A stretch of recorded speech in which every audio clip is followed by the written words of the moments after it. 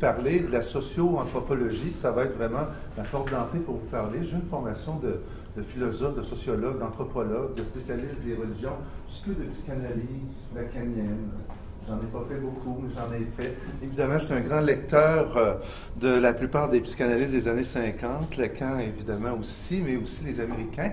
C'est difficile de passer à côté des Américains, des psychanalystes américains qui étaient autrefois des Allemands et qui ont émigré au cours de la Deuxième Guerre mondiale et qui se sont beaucoup intéressés au processus des monstres, de l'adolescence, de l'initiation, des contes, d'ailleurs, des contes initiatiques. Quand on pense à Bettelheim, ce sont des inévitables. Donc, il y a énormément d'auteurs qui m'inspirent encore, qui m'ont inspiré et que je vais citer ou je vais leur faire des clins d'œil au cours de cette présentation. Donc, évidemment, j'ai fait un petit plan, mais bon, je ne sais pas si j'ai essayé mon plan. Habituellement, je fais un plan PowerPoint et puis je peux parler d'autres choses, mais c'est pas plus grave que ça. L'important, c'est que j'ai quelques idées à partager avec vous, puis je vais essayer de les partager à travers le PowerPoint, parce que le PowerPoint, évidemment, est beaucoup mieux défini que ce que je pourrais vous dire oralement, mais bon, l'un ou l'autre, c'est pas si grave. Donc, je vais commencer par vous parler des rites pubertaires, des rites à l'adolescence des sociétés traditionnelles. Parce que si on parle de monstres aujourd'hui, ici, les monstres sont très présents dans la culture jeune. Puis là, je pense aux zombies, je pense aux vampires, je pense aux loups-garous, mais à tous ces autres monstres qu'on voit au cinéma, ils sont de plus en plus monstrueux. Je vais vous montrer tout à l'heure des images de ces monstres-là. C'est parce qu'ils ont une fonction initiatique, c'est certain. Et cette fonction-là, je pense qu'elle a été surtout reconnue par des auteurs comme Van Genet et Mircea Eliade qui se sont intéressés au processus de passage dans les sociétés traditionnelles. Donc, je vais partir de là.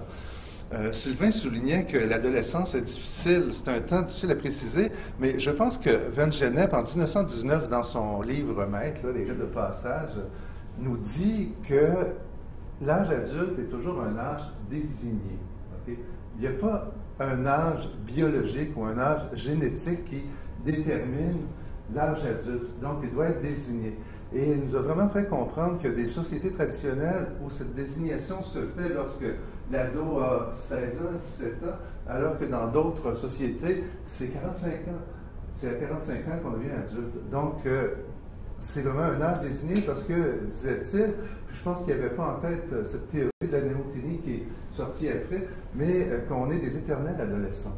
Et puis, on peut le rester adolescent tant qu'il n'y a pas des rites ou tant qu'il n'y a pas une désignation qui fait de nous des adultes. Donc, c'est aussi un peu mon point de départ. Et je pense qu'on n'a pas le choix de partir de là quand on parle de rite d'initiation parce que le passage, il est obligatoire, hein, il n'est pas facultatif. On doit forcer des jeunes à sortir de l'adolescence, à sortir de l'enfance pour entrer dans l'âge adulte. Et ce sera un peu mon point de départ. C'est pourquoi je vais parler au tout début des rites de passage pubertaire pour en venir après à la fameuse fonction d'initiation initiatique. Qu'est-ce que c'est que cette fonction? Qu'est-ce qu'on peut en dire? Je vais passer par le conte parce que là, c'est encore Mircea Eliade qui est un des grands auteurs, je pense, des sciences religieuses. On peut encore référer à Eliade aujourd'hui, même si certains de ses points de vue, de ses théories sont controversés, mais je pense que c'est un auteur très puissant, on peut s'en inspirer. Eliade nous dit que peut-être on est passé du rite de passage des sociétés traditionnelles au conte. Et c'est une hypothèse qui se tient. On va essayer de tricoter quelque chose autour de ça. Et puis, évidemment, je vais vous parler parce que je m'intéresse aux monstres, surtout depuis que j'ai eu une invitation de la part justement de Jocelyn Lachance, avec qui je travaille depuis plusieurs années, qui est un de mes étudiants de doctorat maintenant, qui est maître de conf à Pau, et puis qui me dit, Denis, il faut travailler sur les séries jeunes. Et puis, bon, je me suis mis à écouter les séries jeunes, ça fait déjà 10 ans. Et en écoutant les séries jeunes, je me suis aperçu, c'était avant Netflix, maintenant avec Netflix, c'est plus facile, mais il y avait des zombies et des vampires et des loups-garous partout. Donc, je veux dire, le phénomène du monstre doit être important dans la culture jeune. Et pourquoi est-il important? Et c'est là que je me suis m'intéresser à tous ces monstres des séries, les monstres des jeux vidéo, les monstres des films. Évidemment, je me suis tapé tout ce qui est produit autour de ces monstres, les Resident Evil, j'ai même vu le dernier, n'allez pas le voir, il est très mauvais, parce que ça finit par se répéter, mais par contre, si vous voulez avoir une excellente série de zombies, c'est Z Nation, et c'est un incontournable pour ceux qui aiment les monstres et les zombies. Z Nation est en train de réinventer le style. Donc, on va en venir aux fonctions symboliques des monstres, puis après ça, aux deux opérations symboliques qui sont très importantes, qui sont les opérations symboliques qui, parce que intériorisées par les jeunes, peuvent les aider à passer au monde adulte, qui sont l'avalement et la morsure. Donc, évidemment, avalement et morsure, ça doit vous dire quelque chose. Si vous écoutez ces séries ou si vous connaissez un peu les vampires ou les zombies, la morsure est quelque chose de très important. Donc, on commence par les rites pubertaires. Dans toutes les sociétés dites traditionnelles, sociétés de tradition dont on les appelait autrefois les sociétés primitives, il y avait des rites de passage qui étaient obligatoires parce que déjà nos ancêtres pensaient, déjà, c'est un savoir intuitif, qu'on ne peut pas devenir un adulte si on n'est pas désigné pour être un adulte. Et cette désignation-là se faisait à travers des rites de passage. Je vais vous donner peut-être un petit résumé de ce que contenaient ces rites. Ils ont été particulièrement bien explicités justement par Arnold van Gennep dans son livre sur les rites de passage. D'ailleurs, je pense qu'il y a quelque chose qui est très important lorsqu'il dit que pour tous les groupes et pour tous les individus, vivre, c'est sans cesse se désagréger et se reconstituer, changer d'état et de forme, mourir et renaître. Les mots-clés ici, c'est vraiment mourir et renaître. Là, c'est le processus de mort-renaissance. Donc, c'est agir puis s'arrêter, attendre et se reposer pour recommencer ensuite à agir, mais autrement. Et quand il dit ça, il ne s'en aperçoit pas, mais seulement un moderne peut dire une telle chose, parce que dans les sociétés traditionnelles, une fois qu'on est passé à l'âge adulte, il n'y a pas de régression possible. Aujourd'hui, on vit dans un monde moderne, postmoderne, surmoderne, hypermoderne, c'est comme vous voulez. Là, moi, je me fous un peu du mot qu'on peut utiliser pour le nommer, mais j'ai l'impression que la modernité n'est pas encore achevée. Je parle de postmodernité, j'avais écrit une thèse dont le titre était « Rite et postmodernité » à l'époque, mais bon, on peut s'amuser avec ces mots-là. Mais c'est certain qu'ici, il nous parle vraiment d'une période moderne, parce que dans les sociétés traditionnelles, on ne peut pas sortir d'un statut social pour régresser, adhérer à un autre statut social, alors qu'aujourd'hui, on peut, nous, grands ados, moi j'ai presque 60 ans, et puis je me comporte souvent comme un ado quand je sors dans un bar dansé. Ça nous est permis aujourd'hui. Donc, ce que dit Van Gennep s'adresse à nous et s'adresse pas, mais dans les sociétés traditionnelles, c'était quelque chose d'impossible. Rite pubertaire, rite d'initiation à la vie adulte, rite d'adolescent, il y a plusieurs mots pour désigner ces rites-là. Mais par contre, dans ce rite-là, il y a toujours 3 grands moments qui ont été mis au jour là, par Van Gennep, qui sont les préliminaires, les liminaires ou les post-liminaires. Mais on va utiliser, puis je pense que ce sont des mots qui sont plus faciles d'utilité pour nous, le terme de séparation, initiation, agrégation. On parle aussi de séparation ou période de marge. Souvent, on va voir dans les travaux savants, parce qu'on utilise cette théorie-là, évidemment, pour analyser plein de choses aujourd'hui. Donc, on va souvent utiliser le terme de séparation, initiation, agrégation. Comment ça fonctionne dans les rites pubertaires? En général, le schéma est toujours le même. Donc, il y a la préparation. Et la préparation est faite souvent par les femmes, parce que l'enfant vit dans le monde maternel, vit dans le monde des femmes. Et dans les sociétés traditionnelles, tant qu'on n'est pas un adulte, les rites de passage, je dois le dire, je pense que tous les anthropologues, ethnologues qui les ont analysés nous disent qu'à 90% sont pour les garçons. Dans plein de sociétés, le seul fait des menstruations fait passer une jeune fille à l'âge adulte. Donc, dans les sociétés traditionnelles, ces rites s'adressent surtout aux garçons. Donc, c'est pourquoi je vais surtout parler de ces rites comme étant des rites masculins, non pas des rites féminins. D'ailleurs, ces rites-là sont rarement utilisés pour justement initier une jeune femme à ses responsabilités d'adulte. Mais dans les sociétés traditionnelles, en général, tant qu'on n'est pas un adulte, on est un enfant, on appartient au monde des femmes. Donc, on est dans l'indifférencié. Et cette tâche peut durer assez longtemps. Comme je vous dis, il y a des sociétés où le rite de passage a lieu dans la quarantaine avancée. Donc, jusqu'à 40 ans, il vit avec les femmes. Il est dans le féminin. Il est donc dans cette espèce d'ambivalence des sexes parce qu'il n'y a pas encore une identité ni sexuée, ni genrée, si on veut utiliser ces deux concepts, parce qu'ils sont des concepts qui nomment des choses très différentes, donc ne sont pas encore déterminés. Il est vraiment dans l'ambivalence. Et là, les femmes vont le préparer en lui disant que bientôt il devra être initié et il va souffrir, mais il va passer à une nouvelle vie, une nouvelle identité. Donc, on le prépare psychologiquement à ce passage parce que les épreuves sont pénibles. Je pense que Van Gennep, dans son livre, nous dit que très rare les jeunes qui ne passent pas le rite. On leur fait croire, évidemment, que le rite est très douloureux, souffrant, que plusieurs ne passent pas à travers ce rite. et qu'ils y laissent leur peau, mais c'est un leurre hein, du rite qui leur permet justement de pouvoir vivre un sentiment d'angoisse et de peur très, très intense au début du rite, et ils vont se servir de ces peurs et de ces angoisses, évidemment, pour pouvoir les transformer. Donc, il faut vraiment qu'ils créent chez le jeune une énergie très forte qui deviendra une énergie de transformation chez eux. Donc, le schéma est toujours le même. Donc, ils sont préparés par les femmes, ils sont purifiés, on les habille d'une certaine façon, ou on les déshabille, on les met nus. Et après, ils sont amenés quelque part dans une forêt, une clairière, un lieu dont on dit secret, qui est interdit aux femmes, à tous ceux qui n'ont pas été initiés. Donc, il y a les initiés et les non-initiés, que je pense que Pierre Bourdieu, je ne sais pas, il a fait sa carrière là-dessus, mais bon, c'est...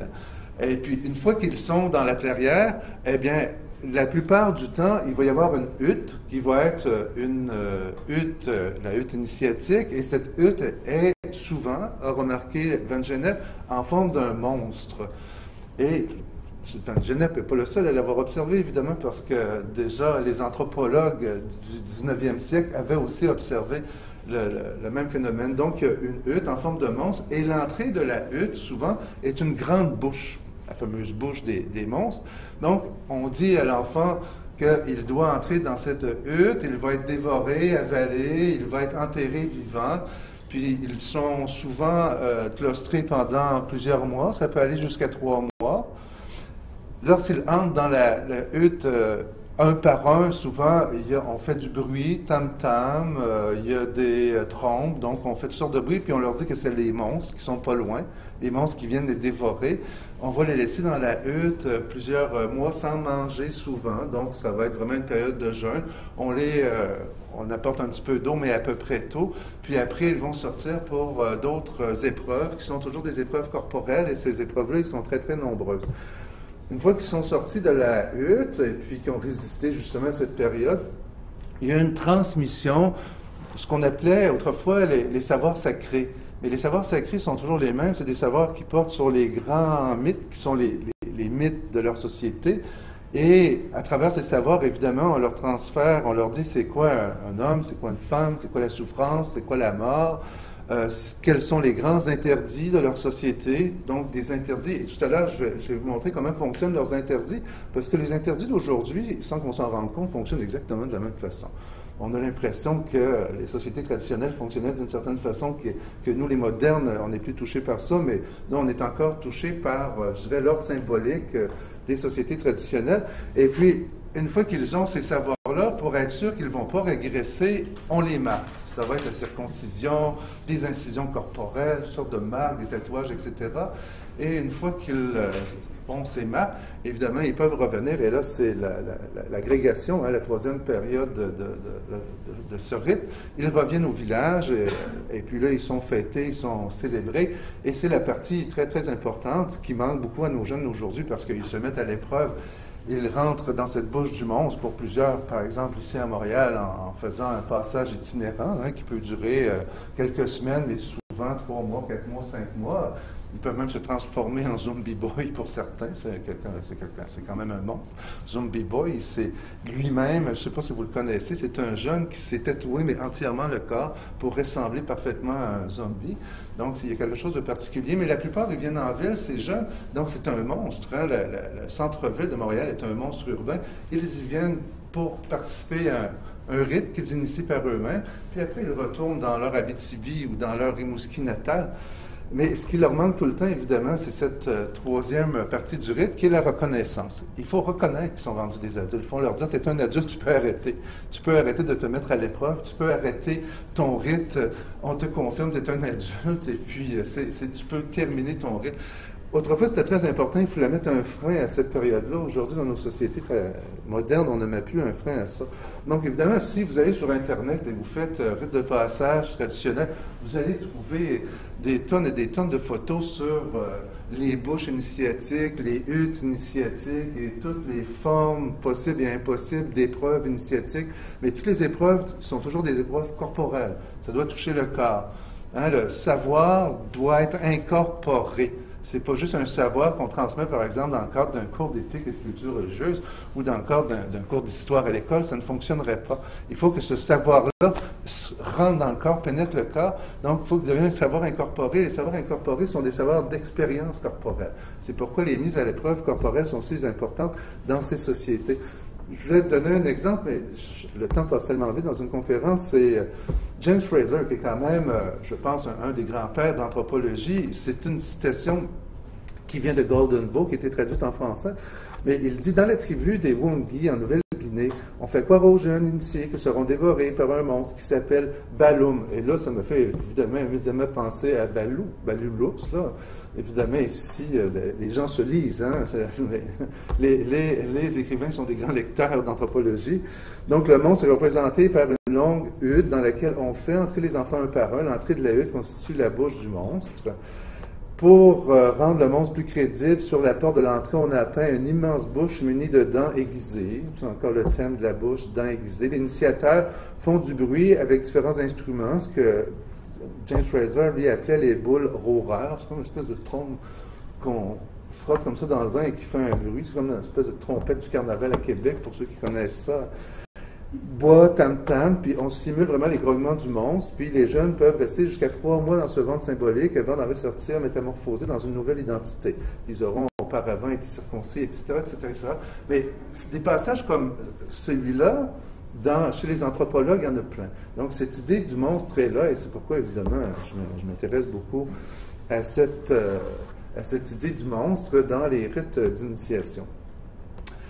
Dans la plupart des rites, puis d'ailleurs, une des images nous le montre bien tout à l'heure, je pense que je l'avais mis au tout début. Vous voyez, ces deux jeunes qui sont en train de fumer une drogue quelconque. Donc, la drogue est très, très importante parce qu'il faut amener ces jeunes-là, et c'est pourquoi aussi le jeûne qui peut durer 1 mois, 2 mois, il faut les mettre dans un état second. Il faut les mettre dans un ailleurs. Il faut les transformer, il faut les amener dans le ventre du dragon ou dans le ventre du monstre. Là, c'est comme être dans le ventre maternel. Donc, c'est un lieu de chaos, un lieu de l'indifférenciation, un lieu où il n'y a pas encore de l'ordre symbolique. Donc, on est vraiment dans la symbolique de retourner dans un ventre où tout est indifférencié pour revenir dans le monde où il y aura des différenciations. Et là, c'est important, cette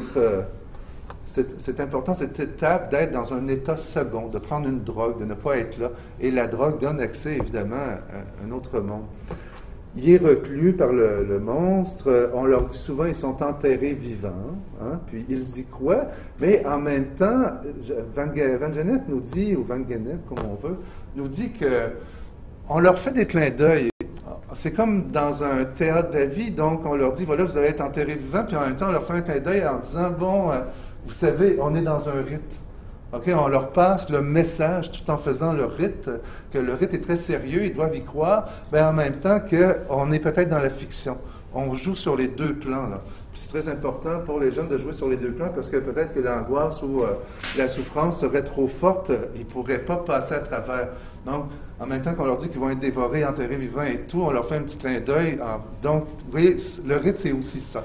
Le rite des sociétés traditionnelles, souvent on pense que ça se fait d'une façon inconsciente, aveugle, c'est complètement déterminé, il n'y a pas de distance à soi pendant le rite, mais c'est pas du tout vrai. Même dans la société très traditionnelle, puis même encore aujourd'hui, où il y a des rites de passage, parce que ça se fait encore aujourd'hui dans plein de sociétés, on fait des clins d'œil. On leur dit qu'ils sont enterrés, puis on leur dit voilà, mais en même temps, on leur dit c'est peut-être pas tout à fait vrai, mais c'est vrai. Donc on joue là-dessus sur. On fait du Trump, hein, c'est ça. On joue sur la vérité, les semi-vérités, les sur-vérités, les vérités alternatives. On fait quelque chose comme ça. L'idée d'être mordu par le monstre ou avalé aussi est très importante.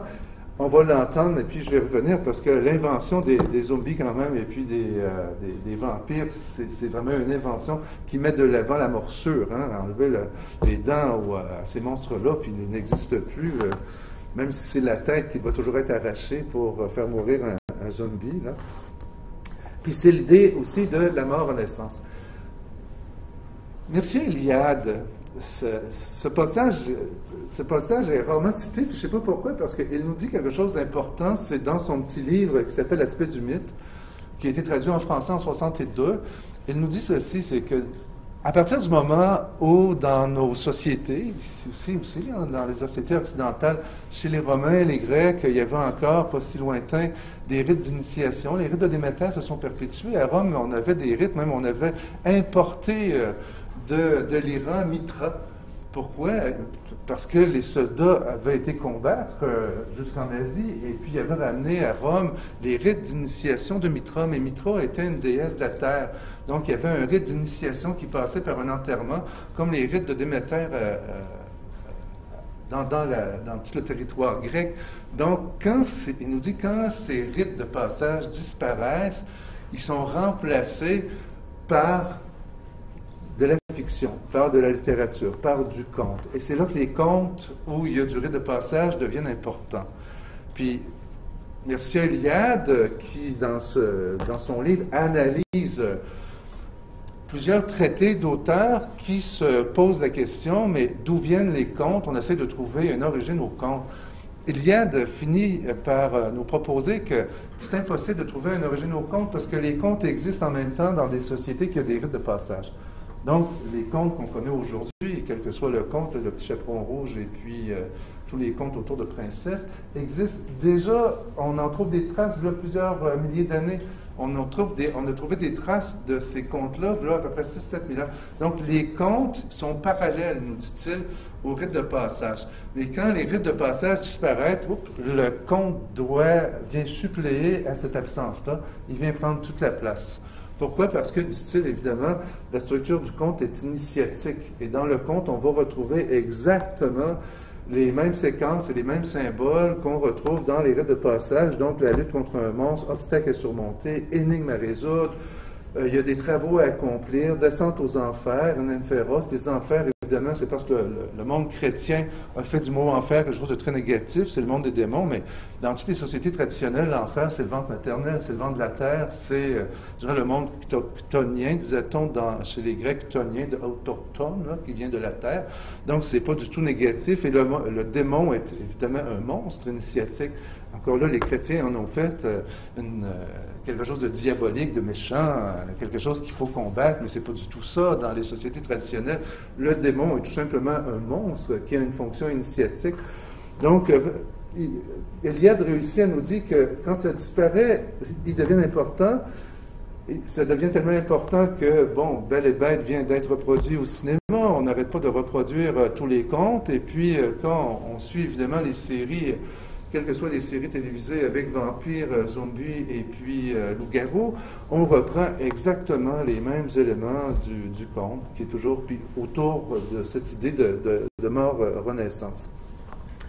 Mais, par contre, Eliade trouve un petit peu de différence entre le conte et les rites de passage. Et puis, une des plus grandes différences, je vais mettre tout de suite mon tableau, mais j'ai un petit tableau après là-dessus, mais c'est que les rites que je vous disais tout à l'heure, les rites de passage pubertaire, c'est surtout pour les garçons, alors que les contes s'adressent aux garçons et aux filles. Et nous dit-il même, il a fait l'inventaire de ces contes-là, il y en a des milliers, souvent le même qui se transforme depuis 5, 6, 7 000 ans. Là, on pourrait trouver les contes de Perrault existent, c'est comme les Fables de La Fontaine, existent depuis des milliers d'années, ce ne sont que des transformations. Mais il nous dit, ces contes-là, aujourd'hui, il y en a plus qui s'adressent aux filles qu'il y en a qui s'adressent aux garçons.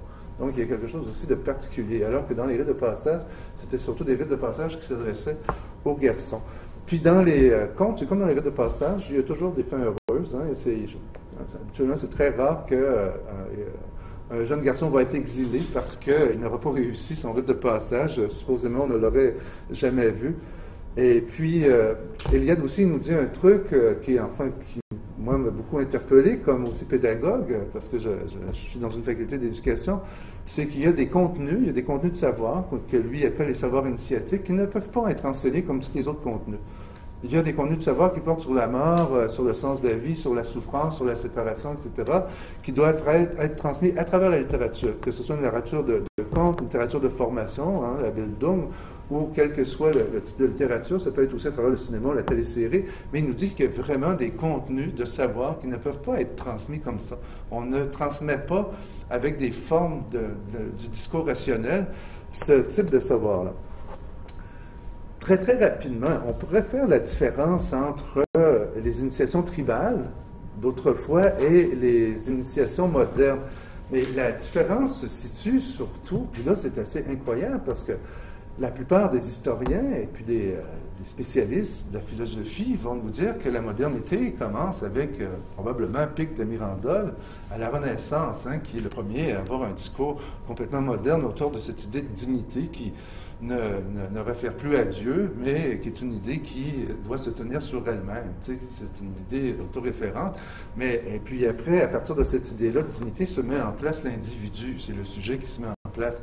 Puis bon, la pensée moderne est une pensée de l'individu, est une pensée du sujet qui pense, qui est complètement dégagée de toutes les formes de force surnaturelle, de force divine. Hein, il est laissé à lui-même, c'est ça la modernité. Donc c'est une espèce d'humanisme, mais Eliane nous dit que les contes, depuis des milliers d'années, qui sont des contes d'héroïsation, ce sont des contes qui amènent des individus à construire eux-mêmes leur propre destin, à construire eux-mêmes leur propre figure, à construire eux-mêmes leur propre identité. Donc, cette idée de construction de l'identité du héros, ce serait pour Eliane une très vieille idée. Mais évidemment, on va s'emparer de cette idée-là, on va en faire une idée moderne juste très, très récemment, là. Juste au 19e siècle, on va dire, ah, la belle idée, tiens, dans ces contes-là, on amène un jeune à construire son propre destin, alors que dans les sociétés traditionnelles, le jeune ne construit pas son destin, le jeune doit s'insérer dans le destin de sa tribu, de sa société, de son clan. Tu sais, le jeune n'est pas jamais individualisé.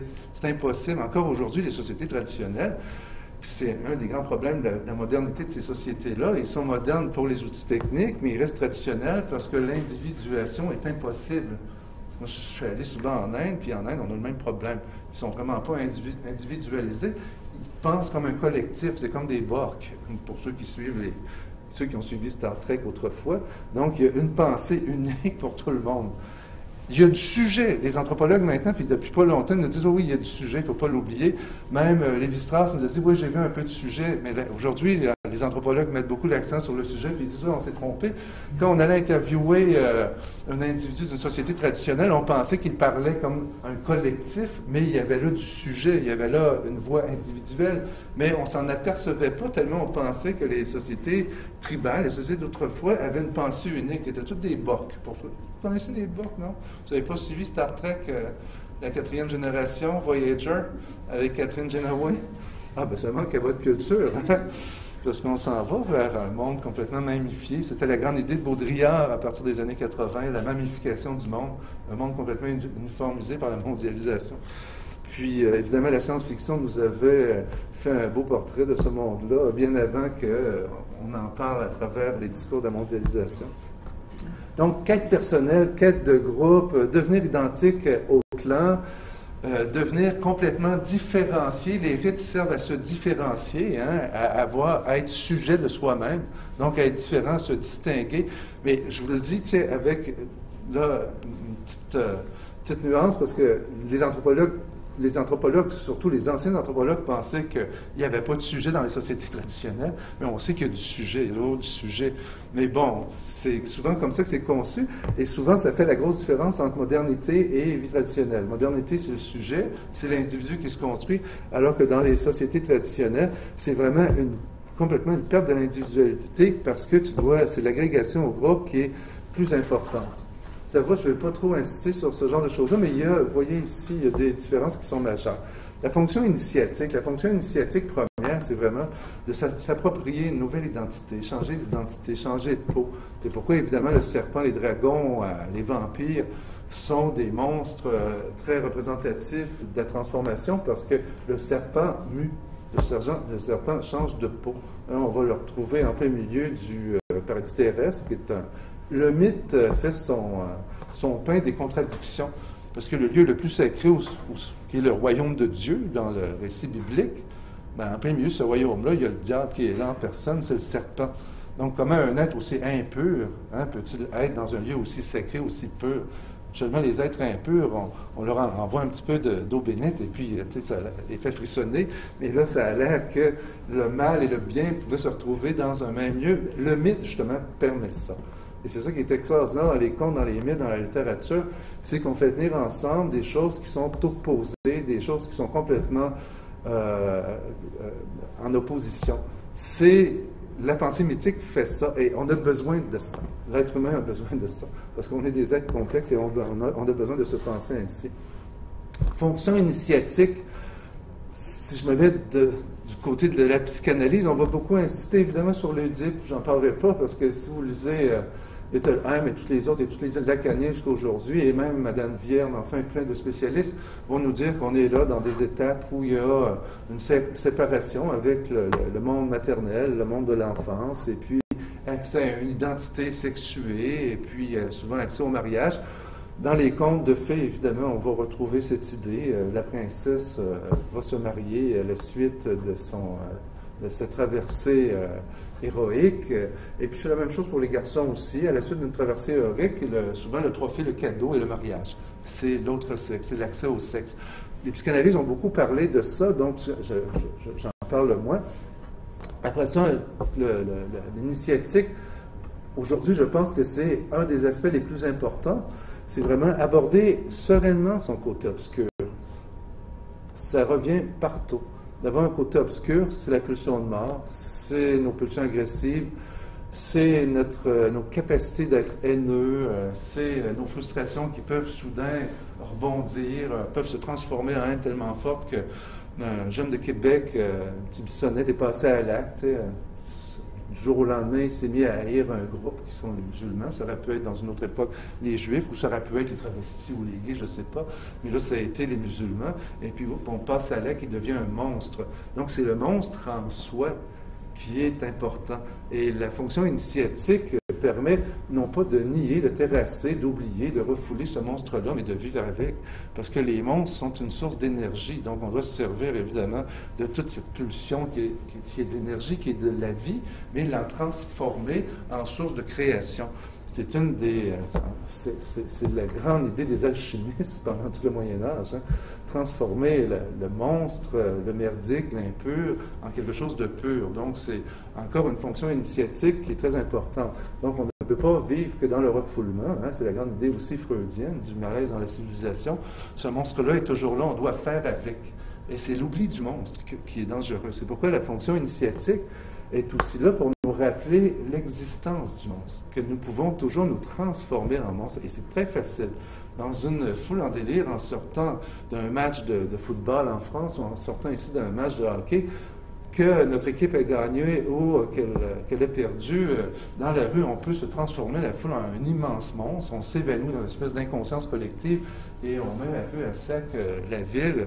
Donc, il y a toujours cette possibilité-là et on ne peut pas le nier. La fonction initiatique est là pour nous rappeler ça. Donc, aujourd'hui, je pense que c'est aussi quelque chose d'important. Et puis, la fonction initiatique, comme dans les rites traditionnels, on doit éprouver physiquement le monde.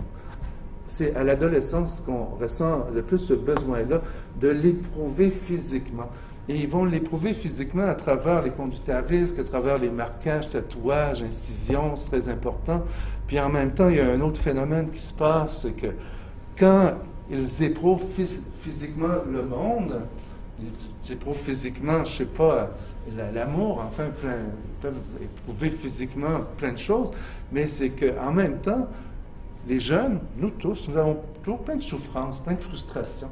Nous avons plein d'angoisses. On va voir comment c'est important pour les monstres, l'angoisse. C'est que nos frustrations, nos souffrances, souvent, n'ont pas de nom, ils ne sont pas maîtrisables.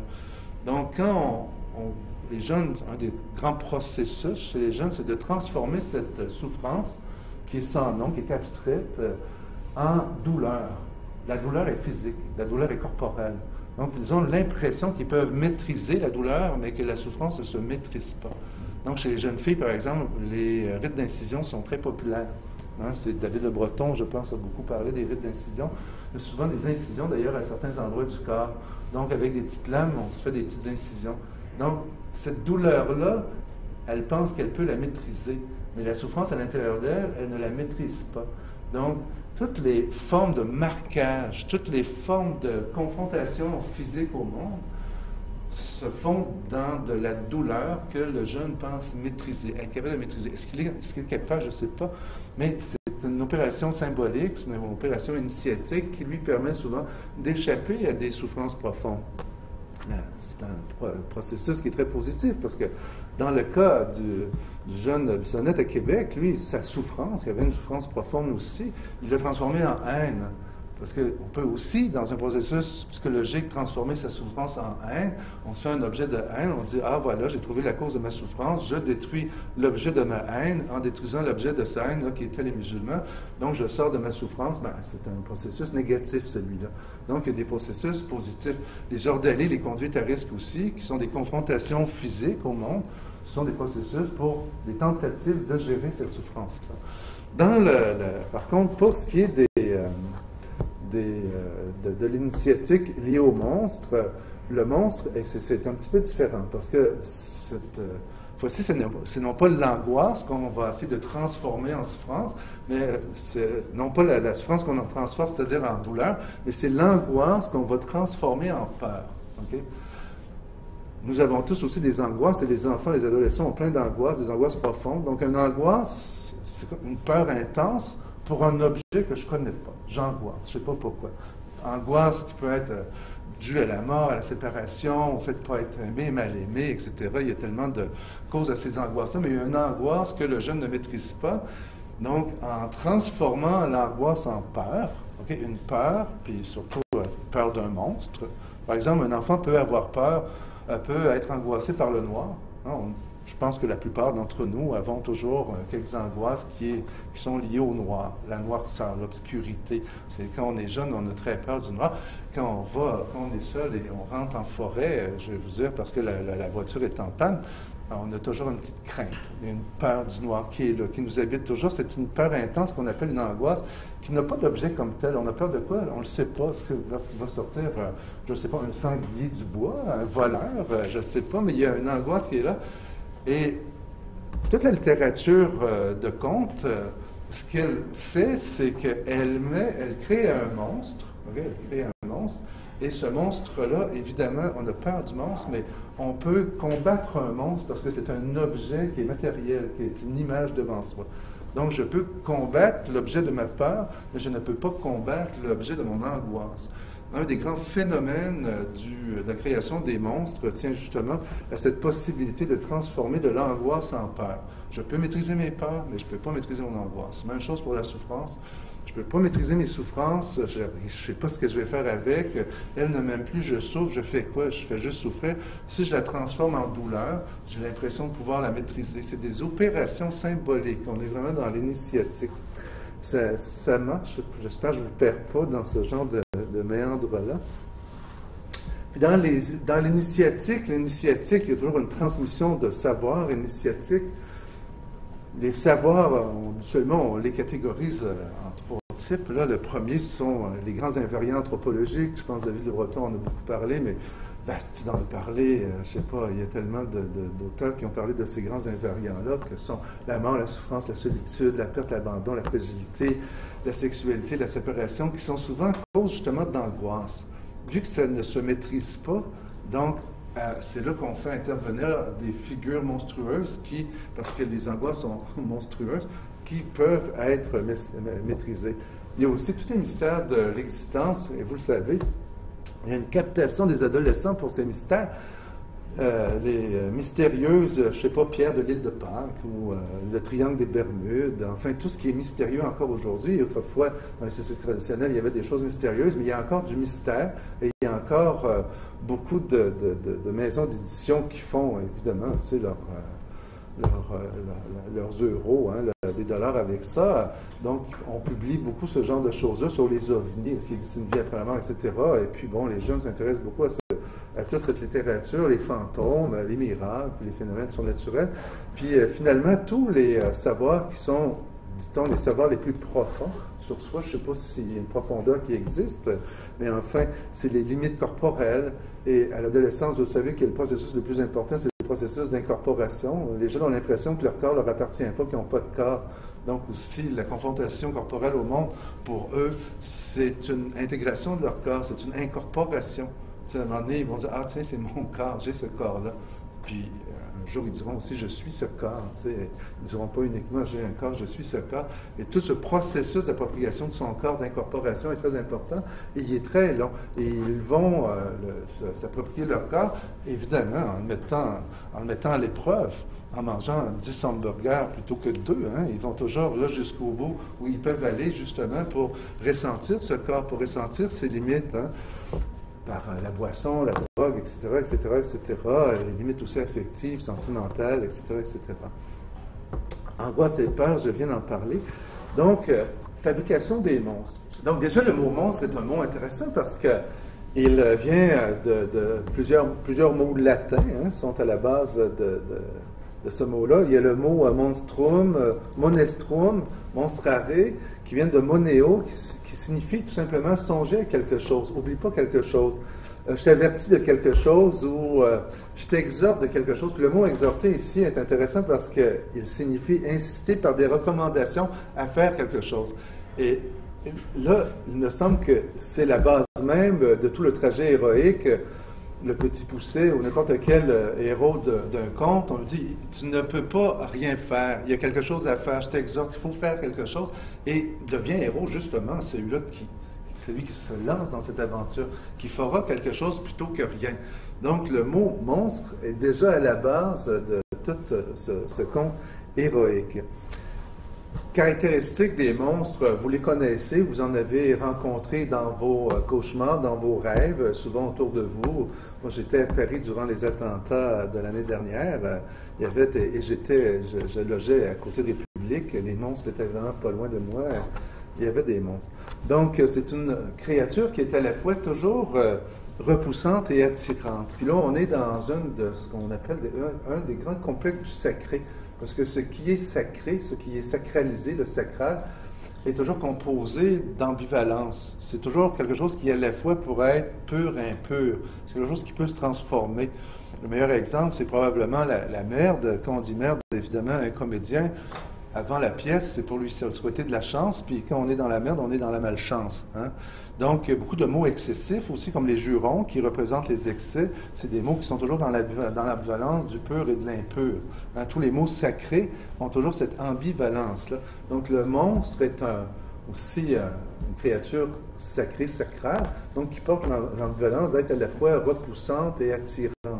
Donc, on va aller voir, même si on n'aime pas ça, et puis il y a quelque chose de choquant. Le plus souvent, les monstres sont des hybrides. Je vais donner des exemples tout à l'heure, comment on fabrique des monstres avec les hybrides. Puis, ils possèdent, tous les monstres, c'est la grande bouche, évidemment, leur caractéristique maîtresse, cette possibilité d'avaler ou de mordre. Aujourd'hui, les monstres sont assez effrayants. Quand on regarde, c'est des monstres de Resident Evil, les dernières productions de Resident Evil. Puis, depuis Alien, le 8e passager est le premier film Alien, parce que je pense qu'on est rendu à la 4e version des films Alien. Mais le premier film Alien, il y a un monstre. D'ailleurs, le monstre naît du ventre humain. C'est assez intéressant. Et cet humain-là représente les États-Unis parce qu'il dit « Je suis un Américain, je suis tous ces Américains et naît de moi ce monstre. » C'est assez intéressant. Donc, le monstre qui naît des États-Unis, bon, on le sait maintenant, c'est le président au pouvoir est un peu ce monstre-là qui était déjà figuré dans le Alien. Alien veut dire étranger, hein? Aliéné, aliénation veut dire être étranger à soi. Le monstre, c'est l'étranger, mais en même temps, puis le film s'appelle Alien, donc l'étranger, mais l'étranger né de soi. C'est ça que c'est. Je trouvais que la métaphore, déjà dans les années 80, était super intéressante. Et déjà, lui, il a inventé le monstre, qui était d'ailleurs des femelles, hein, les monstres dans Alien. Et c'était des monstres à plusieurs bouches. Hein, des bouches gigantes. Donc, il y a une bouche qui s'ouvre à l'intérieur, il y a une autre bouche et il y a une autre bouche. Toujours des grandes dents qui veulent nous avaler. Donc, je pense que là, on est allé vraiment au bout de la symbolique des bouches avec ce monstre-là, que c'est des monstres à 3 bouches. Vous avez déjà vu dans ces films-là. Oui, les monstres, ils sont très, très épeurants. Donc, des monstres, le monstre est une créature hybride. Évidemment, souvent, ça va être un hybride entre un humain et puis un animal. Donc là, on a les loups-garous, les centaures, les minotaures et puis tous les animaux anthropomorphes, on en retrouve dans toutes les religions anciennes. Ils peuvent être positifs, négatifs, purs, impurs. Ils peuvent faire partie des forces bénéfiques, des forces maléfiques, fastes, néfastes. Et là, on joue avec ça. Après, ben, hommes-femmes, les androgynes. Les androgynes, en général, sont des êtres très dangereux.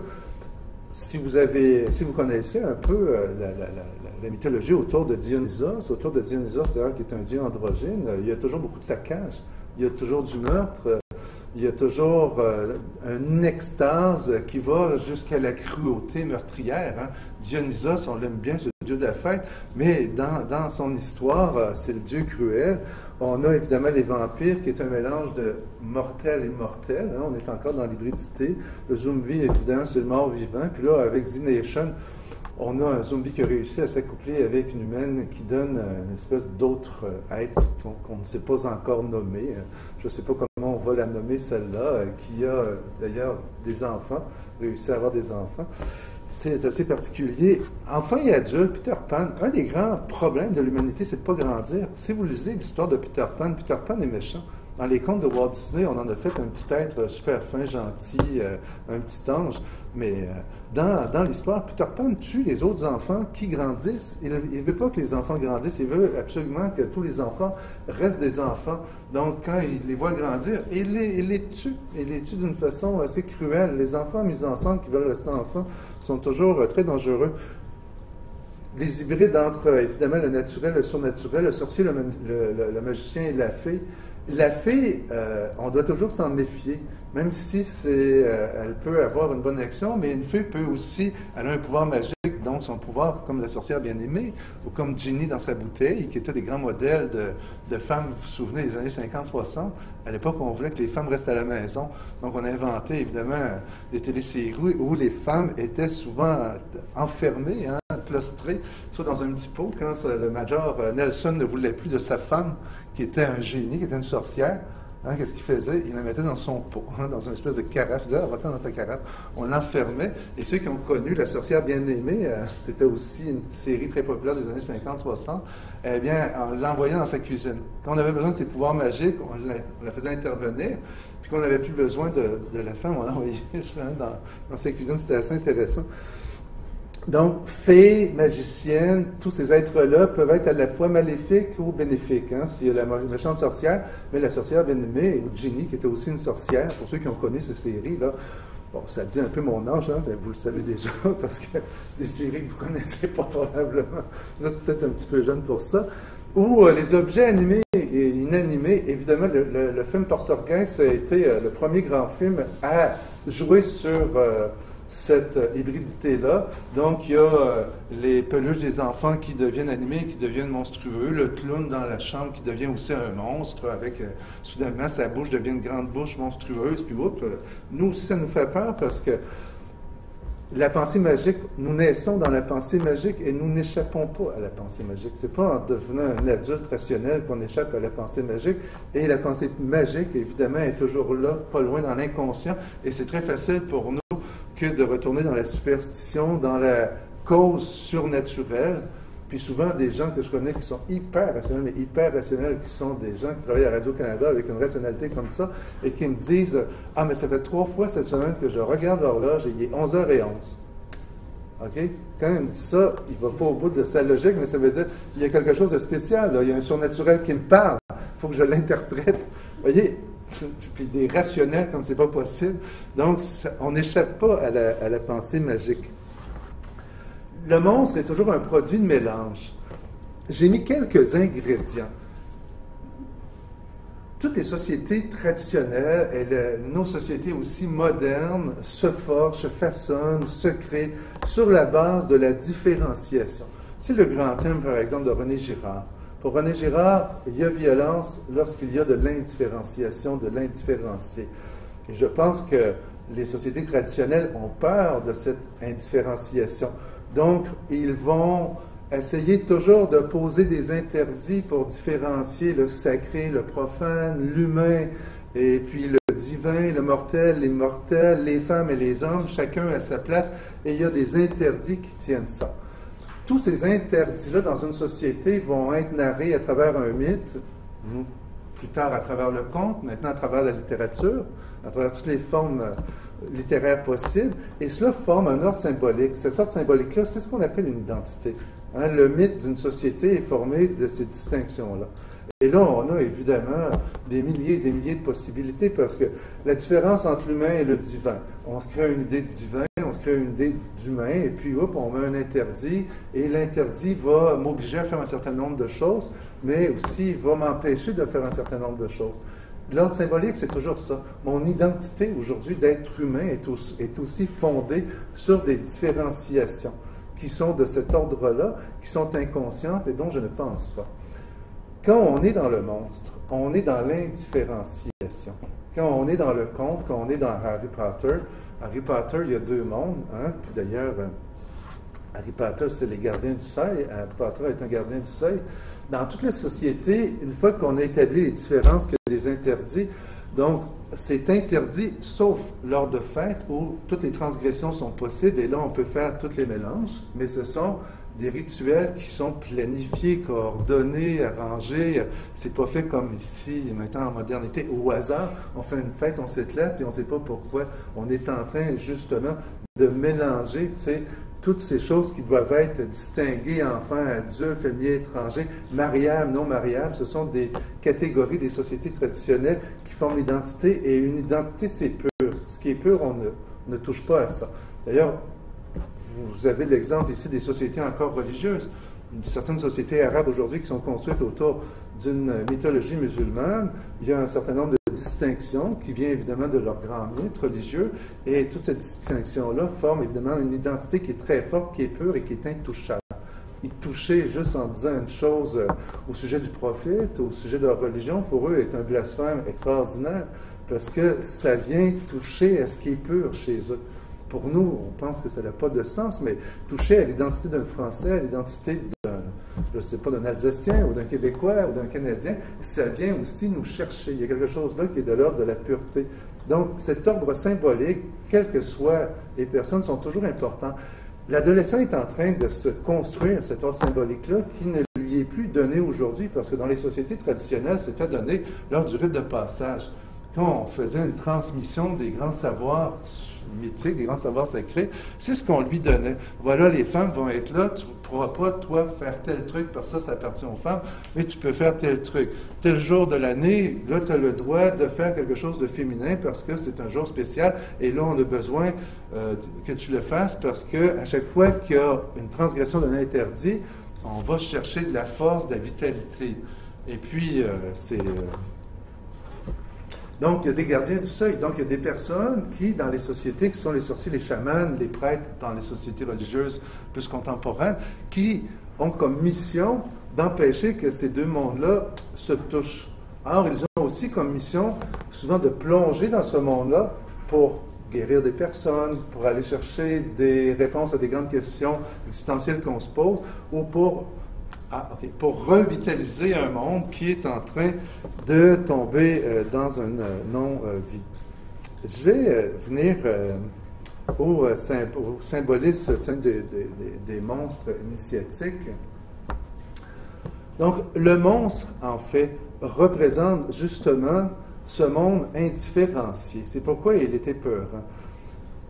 Nous vivons dans un ordre symbolique, et le monstre représente vraiment tout ce qu'on doit refouler, tout ce qu'on doit rejeter dans le monde. C'est le monde d'Harry Potter, hein, c'est le monde des sorciers. Lui, il rentre dans ce monde où c'est plein de monstres, c'est plein de magie, c'est plein d'ailleurs de sentiments qui sont paradoxaux, parce qu'il y a des rivalités, il y a des choses dangereuses. Harry Potter, son rôle est vraiment de fermer la porte de ce monde-là pour que les monstres et les méchants sorciers n'accèdent pas à notre monde. Or, les rites nous disent que pour changer d'identité, pour changer de peau, on doit régresser à l'intérieur de cet état chaotique, de cet état monstrueux, de cet état indifférencié. Puis c'est quand on a touché à ça qu'on peut revenir dans une nouvelle identité, dans une nouvelle peau. Et c'est ce que les monstres, en général, nous disent. Quand un monstre nous avale, le loup est un signe initiatique, un des plus connus. On a trouvé les traces du loup initiatique qu'on appelle le loup bleu dans des sociétés sibériques qui datent de 9000 ans. Donc, c'est un symbole qui est très fort, le symbole du loup. Et pourquoi le loup est-il devenu un animal symbolique si fort? Parce que le loup voit la nuit. et il permet de passer de l'obscurité, hein, le monde caché d'Harry Potter, au monde de la lumière qui serait notre monde à nous. Donc c'est pourquoi on va le trouver quand le loup avale, le loup va avaler Mère Grand, le loup va avaler aussi le petit chaperon rouge. Dans Perrault, il ne l'avale pas, mais dans plein d'autres contes, il va avaler le petit chaperon rouge. Quand il les avale, les personnes, ils sont dans le ventre du loup, ils n'ont pas été mâchés, ils n'ont pas été mis en morceaux. Il s'agit d'ouvrir le ventre et puis de les dégager, et voilà, c'est une mort renaissance. Ils sont morts à une vie antérieure, la jeune petit chaperon rouge, et elle va adhérer, elle va revivre, renaître dans une identité de femme accomplie.